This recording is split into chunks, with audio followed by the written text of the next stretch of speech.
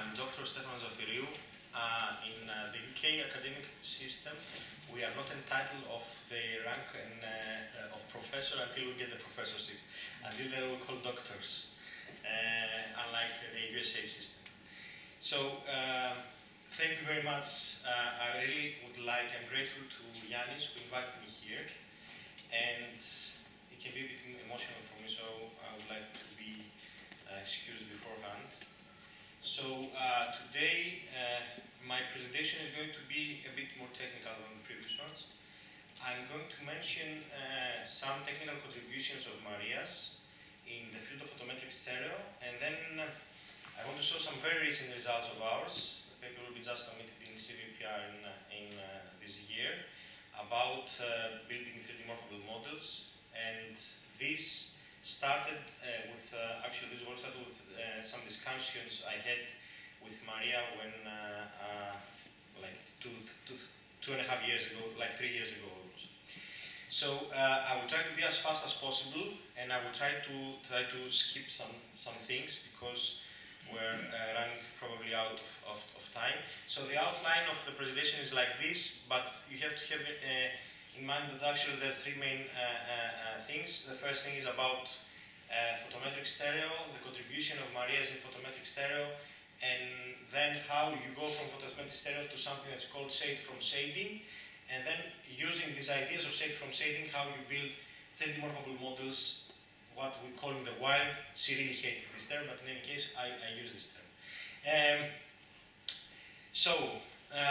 Probably you all are aware about 3D reconstruction and what it is, mainly because of the success of various sensors like Kinect and stuff. So 3D reconstruction involves the reconstruction of the 3D geometry of objects. Can be objects like this miniature statue, or can be a face. And also we have 2.5D reconstruction, which means we don't have the full geometry of the object, but only the reconstruction of the geometry that is mapped onto an image. Okay, so this is, for example, a reconstruction from Kinect, and the other one is a reconstruction from photometric stereo.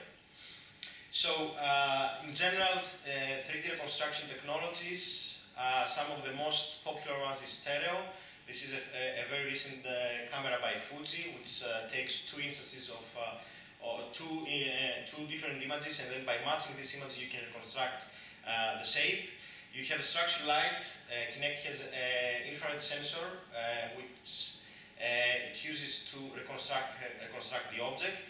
There is photometric stereo, which I'm going to talk about today, and about the contribution of Maria's in photometric stereo, and also shape from shading, which is a very challenging problem, and one of the still challenging and open problems in computer vision, how you can reconstruct the geometry, the shape, from only one image. Okay. So, photometric stereo. Photometric stereo was conceived by Woodman in 1981. It is a methodology for reconstructing the geometry. Actually, you reconstruct something that's called normals, not the actual geometry, not the actual depth, not the actual shape, but a characteristic, an intrinsic characteristic of the shape, which are the normals, like a tangent plane onto the vectors onto the object, using three different images under three different illuminants, okay, under three different lights.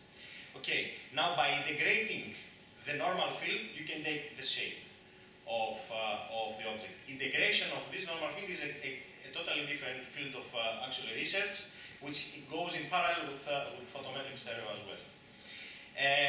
Photometric stereo is still a very active research topic, because it still provides very good results in many different applications. A recent achievement by the Chipolas group in Cambridge is photometric stereo for color photometric stereo, not color images, color lights. Color lights photometric stereo, which can reconstruct a dynamic scheme, like, for example, a highly deformable object. Another state-of-the-art photometric stereo-based technology is this huge dome. We're fortunate enough to have one of the builders of this dome as a lecturer in the Department of Computing. Dr. Abitis. This dome was built, is a light stage, they call it light stage by Paul de Bevec, and with this, many of the new movies you have seen, they use this kind of technology to reconstruct the full face technology, and won an Oscar for Avatar. This is a kind of reconstruction you get from this dome, and it has been recently used to collect data for various applications. One of these applications is expression recognition, for example, which they collect data from this dome, which has all these lights which burst all together. Okay, and you can get, this is there, over there is the color-coded normal field, and by integrating you get this very high quality and high resolution 3D reconstruction. So very few details about what is photometric stereo. I will go very fast. So in photometric stereo, if you assume that you have a source, a direction light, goes onto the surface, you have a surface reflectance, okay, but also you have a body reflection, which is the surface absorbs some light and then puts it out, okay, in all different directions. Okay, there are two different kinds of reflections. One is the body reflection, which we call also diffuse reflection, follows something that's called the Lambertian law, cosine law, and materials that follow this kind of, they have mainly body reflection without much surface reflection is clay, paper, etc. And we have also surface reflection in materials like metals. All other objects that do not fall in clay or something have both body reflection and specular reflection. Okay, and this is called dichromatic model of reflection. Okay, so based on the Lambert's law, assuming that we have a diffuse surface, okay, a pure diffuse surface, then we can have an image construction, image formation equation based on what is called the Lambert's law, okay, which is now the image is something that is proportional to the angle between the light source and the normal. Okay, so this is the basic equation about around photometric stereo. So you have there, if you have an image, okay, one image, you can have, like if you want to reconstruct the normal field, which is actually the shape, and also you have something that is raw there, which is the albedo, an intrinsic characteristic of the reflectivity of the object. You cannot do it because you cannot solve for all unknowns. In order you have two unknowns, because it lies in the unit sphere. You have another unknown, which is raw there, which is the albedo. You assume, of course, that you know the direction of the light. Okay, what Goodman did is he proposed a way to do that using three lights. Okay, with three lights you have three equations. Okay, you can write it in a really nice matricial form. You solve this problem, okay, and you get the normals. And also you get the albedo. Good. What are the challenges in photometric stereo? First of all, there are very few objects that strictly follow the Lambertian law. Okay, another thing, where to place the illuminants? What is the best place for the illuminants? Another very important problem, which is actually a recent project of Maria's, what happened with photometric stereo in murky media, like for example in underwater vision. Okay. Another thing is how you use photometric stereo for material inspection when you are very close to the surface, because photometric stereo also in the Lambert's law assume that the source is in infinity. Okay. Can we use photometric stereo for face recognition or face analysis? Okay. Maria had a contribution in all these topics. And actually, each of these topics was a project of hers, either in EPSRC, which is, as Joseph said, is our public, let's say, funding agency for projects in UK, and also European projects. So, few things about the non-Lambertian part of object. One is shadows, okay, which really makes a mess about the Lambertian law. The other is specular highlights. Okay, and Maria had a line of research how you deal the non-Lambertian part of the objects. He had a series of publications, and the most important one, I believe it is with Svetlana Barsky in 2003 in PAMI, where she showed how you can find the non-Lambertian part of an object by exploiting the redundant information if you add another source. Okay, so by having this information, you can create a new system of equations and some simple selected thresholds to find the Lambertian and the non-Lambertian part of the objects. And she continued on this line of research until very recently.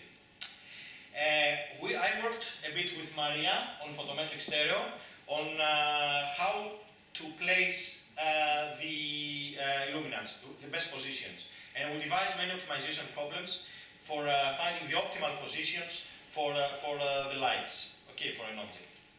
A few things about, very briefly, I think the next presenters will elaborate more on that. Some new work about how you do photometric stereo underwater in marquee media. Okay, so this is the original image you get, and you can have a set of equations that you can give the discounted image along with reconstruction, and this is done by her PhD students and postdoc, okay, in the last VPR. And this is something, again, this is the sensor, probably Sotiris will say more details about that. The sensor that her colleagues built photometric stereo for close inspection of materials, in particular clothes. Okay, and this is a cloth, particular cloth, piece of cloth, and this is the reconstruction you get by putting this device onto the cloth. Okay. What I worked a lot with Maria is how you use photometric stereo for faces. Okay, faces is a very important object for many different reasons. You know all of this. You can use face recognition, entertainment, human perception, medical applications, you name it. So what we built with Maria when I joined her in 2008, as a postdoc, I worked with her for 2 years, closely for 2 years. When I mean closely with Maria, it's very closely. It means there's meeting every day. So you meet with her every day, and I will tell you something about small. When I went there, it was 20th of August 2008. She asked me, okay, when do you want to have the meetings? I told her, I tend to sleep the night late, so can we make it like after 2, 3, okay, you will get the 9:30 in the morning. Now, but why is it? I mean, now, after 2 years, I asked her, okay, I was really mad that she put me 9:30, which is the first meeting, actually. 9:30, and then she put it actually at 9 o'clock. And because she told me, actually after 2 years, in the beginning I was so pissed, but I didn't say anything. Okay, say, okay, another army. I just finished my army. I said, okay, I'm going to another army. There, she told me, no, I put you there because in the morning I'm the most alerted and we can have the best discussions. That's why she put me 9:30. And she believed we could have really good discussions, and we really did. And we spent a lot of time because the next meeting was like 10. In any case, what we built with Maria, we built this booth in an EPSRC project, and we collected a lot of faces with this booth. This booth here has 4 lights. Okay, 4 lights. When you move along and you go into the corridor, there is a sonar system here that says, okay, someone is passing. And these lights burst all together in 0.2 milliseconds altogether. So you can get 4 different like this, 4 different snapshots of the person, and then you can use it to reconstruct the face. We have published a really nice database, at least I believe it's nice, for more than 400 people, like 5,000 images in total in 2013. Actually, it's collected 2008, but after it needed a lot of work to make something that it is worthwhile. And this is when I was talking about the contributions of Maria in photometric stereo, and I'm going to the next step, the actual discussions we had about taking the photometric stereo a step further and using ideas from photometric stereo to do reconstruction using only simple images. Okay, so shape from shading is one of the oldest, again, topics in computer vision. It is it's generally stated, you can find very different forms of definition of shape from shading. One of the forms is, can we reconstruct again the surface of an object given one image? Okay. The problem in general is formed like this. I have a photo, okay, and there is an underlying surface that produces this photo given a camera, okay. So how can I retrieve the surface? What equation, what image formation methodology or image formation equation should I use and then should I solve in order to get the surface information, which is and here, which is the normal field. Okay. If you use now the Lambert's law, which is like this, now I have only one line, you get this image formation problem, and you have many unknowns. You have the albedo, the scalar reflectivity component of the object, you have the normals, and you have the light. 3. And also, you may not have a direct light, but you have also an ambient light as well. This is an extremely imposed problem for many different reasons. Because one of the reasons is that there are 1 million different likely explanations of the image. Okay, for example, you take this image here. This is one of the likely explanations we would really like. But there are other explanations, which is like a light display that produces this image, okay, or a sculptor's explanation, or many different explanations. You cannot solve this system. Okay, what my first idea about this is to see what happened in the state of the art. The state of the art in shape from shading and also 3D object reconstruction is to use a prior model, a statistical model of the object you want to reconstruct and constrain your solution. One of the best and the first approaches to do something like this, it was proposed by Blanch and Vetter in the SIGGRAPH 1999, and since then it is a really quite popular technique. Okay, so you reconstruct a face, okay, using a set of annotated meshes, well-aligned meshes, okay, and you solve a nonlinear optimization problem, and you get something results like this. At that time, it was so impressive. Okay, if I remember correctly, when this was put in YouTube, like 2005 or 6 when YouTube started, it had the best rate, like back then it was 20 million hits. In any case, so what I was thinking about is take the Lambert's law, okay, and try to put a prior onto, this is what I discussed with her. First of all, see, despite the idea of self-processing, because there's no assumptions, okay, she hated problems that there are no assumptions. So if you have assumptions, okay, you can constrain your problem, you can make observations, you can have measurements, and you can say, okay, your assumptions are valid or whatever, because she had all this physical background, and going to problems that you result in relaxing, not of assumptions, you can get monsters, okay. In any case, I discussed with her a lot about doing that. See, I persuaded her that I would do such research. Okay, so I built a statistical model of normals and used it within the Lambert's law. What it means is I try to solve this problem in a least square form. Okay, but now my n here normal field is constrained within a subspace. Okay, a very well defined subspace of faces that are very well aligned and in correspondence pixel by pixel. Okay, if they are not well aligned, nothing works. Okay, but the most important problem is that the normals is a very, very peculiar thing because it does not lie in a Euclidean subspace, because normals lie in a spherical subspace. So you have to build specific models and statistical models for the normals. Okay, one of the first work on doing that was by William Smith and Edwin Hancock, your group, very good group for computer vision in York.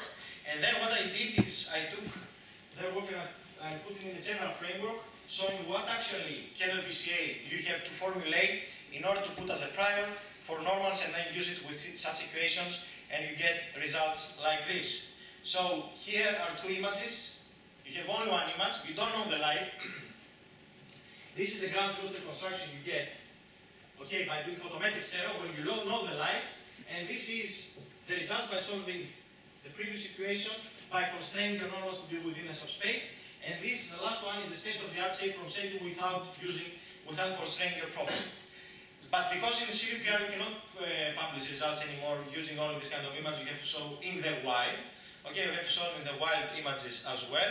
So this is some reconstructions of Samuel Beckett, when you show that, of course, if your statistical model has some expressivity regarding fine details, you can capture fine details within the face, which is like wrinkles and stuff.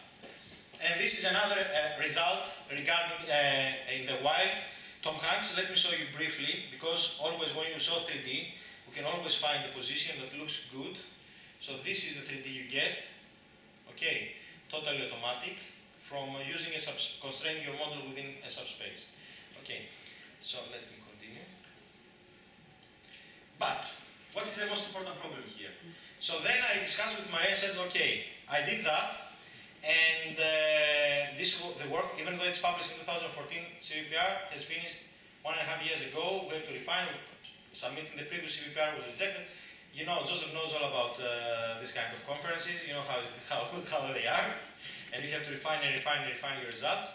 In any case, I told her, okay, it's very, very difficult to build statistical models because they're so much expensive to build them. For example, what you need is, it's very expensive, is annotation. Annotation and then finding dense correspondences. So someone has to sit down and annotate pixel by pixel where this landmark corresponds. Okay, so in order to build the previous prior, a student of mine worked 3 months doing nothing else, putting dots in images. Okay, so it's expensive and time consuming. And I told her, okay, back then there was a time that everything was in computer vision had to do something with the internet, something with a lot of data. I told her there is a way, I think, okay, using a particular decomposition, that probably there is a way, using only these images, downloaded from Google Images, to build a statistical model, 3D statistical model, which is a 3D morphable model of faces, without any prior information about faces, any prior information about the 3D shape of the object, not even a me face, not even a me shape of the model. And also, I told her, because I was working, after I left with Maria, I was working mainly on alignment in computer vision, mainly because I believe in what Kanade said in one of his papers, that computer vision is 3 things: alignment, alignment, and alignment. Nothing else. All the other part is path recognition.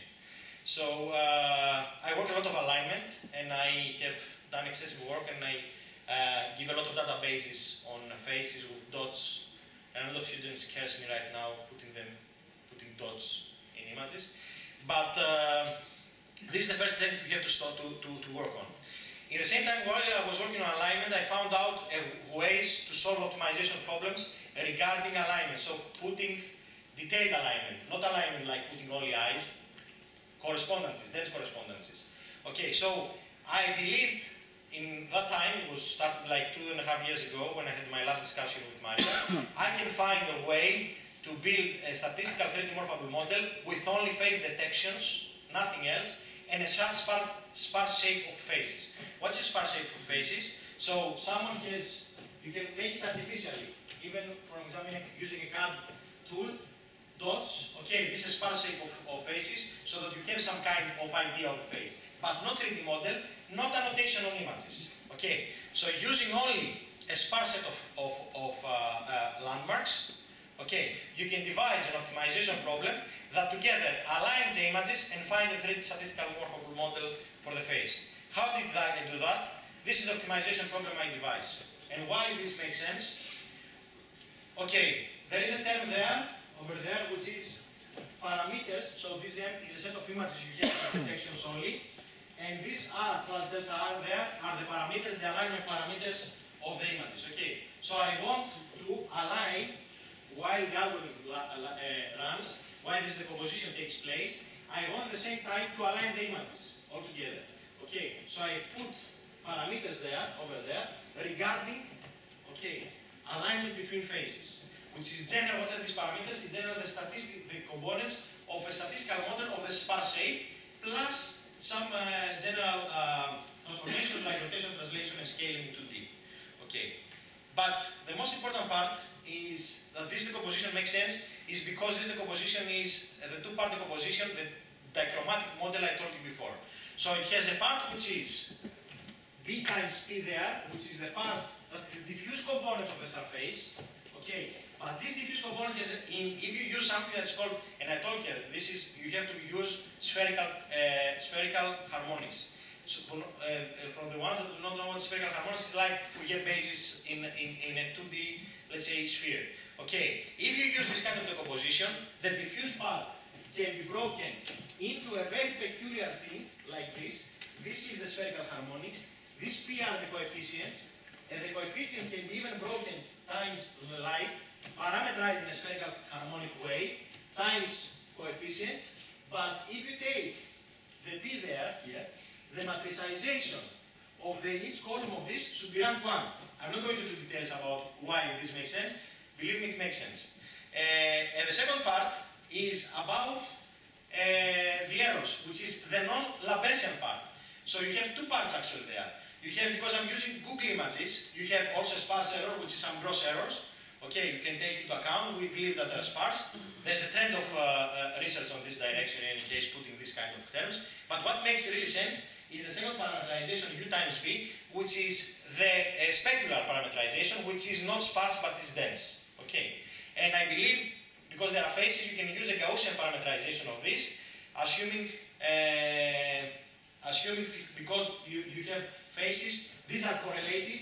So you assume a decomposition like this, so you can use U there as basis, but we believe that phases lie in a low rank subspace, and you put a low rank constraint on V. In any case, this is the result you get without any alignment. Just download images, run a phase detector, and this is the 3D you get. Okay, this is, and these are some other results. Let me show you again in MeshLab some of the results you get, because the 3D always look nice. You can find always a position where the 3D look nice. In any case, this was, I believe, the work here, first of all, the work on photometric stereo. I started working on photometric stereo because Maria put me this way. And I will be always and forever grateful for actually introducing computer vision. And actually trying, because in the beginning, I try to publish in journals. So in Greece we have this idea of publishing in journals. She told me, because even though she hated in general, no, if you want to have a position in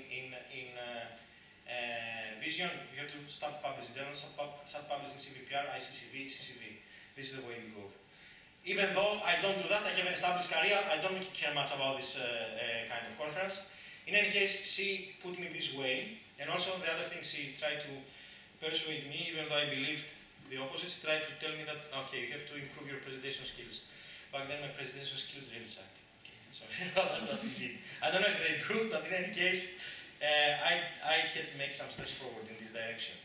And I always, with Maria, I had a very close relationship. I could call her all the time. I had a problem, I call her and say, okay, Maria, I have this problem. Can we just see if I will send you a paper? I will send you this drawing, see if whether or not this is correct or not. In any case, and also Maria was always there for me, always. And I'm really grateful to her. Thank you very much.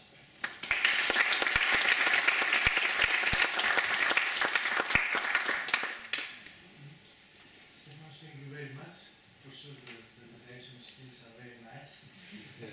So before we go for lunch, are there any questions on this topic? I know some people in the institute are working in these areas. Okay. Maybe there will be time in the lunch. Of course, if someone wants to ask me any questions about that. I cannot disclose much, to be honest, because I'm just submitting the paper, but I can tell you something about that again. Okay, thank you very much. So, okay, I think lunch can be in 40 minutes. So yes, we'll come back on time and we continue the presentation with the last session. Okay, enjoy lunch.